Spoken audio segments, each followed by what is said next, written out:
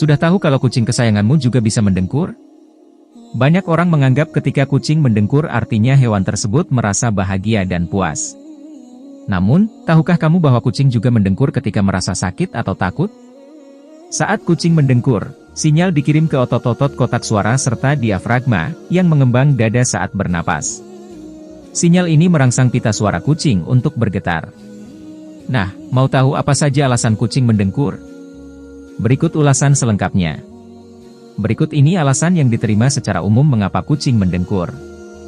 1. Berada di situasi nyaman.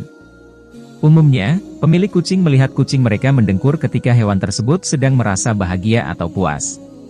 Kira-kira mirip dengan bagaimana anjing mengibaskan ekornya. Contohnya, kucing biasanya mendengkur ketika sedang berada di pangkuanmu. Terkadang mereka akan merekas kaki, tangan, atau selimut. 2. Mengobati dirinya. Pernah mendengar kucing mendengkur setelah melahirkan? Kira-kira apa arti dengkuran tersebut? Ada dugaan kucing menggunakan dengkurannya sebagai bentuk pengobatan sendiri dan pengendalian rasa sakit. Menurut penelitian, kucing mendengkur pada frekuensi yang membantu merangsang penyembuhan, terutama pada tulang dan tendon. 3. Menenangkan diri. Bagaimana dengan kucing yang mendengkur di rumah sakit hewan? Kucing dianggap menggunakan dengkurannya sebagai mekanisme untuk menenangkan diri dan mengurangi stres. Kucing yang ketakutan sering terlihat mendengkur. Kamu bisa melihat hal ini di tempat penampungan kucing, di mana kucing ketakutan dan merasa cemas. 4. Membimbing anaknya.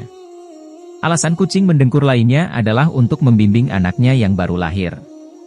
Getaran yang terjadi selama mendengkur membantu mengarahkan anak kucing ke induknya. Anak kucing dilahirkan buta dan tuli, dan mereka bergantung pada induknya untuk memberikan susu pertama, disebut kolostrum.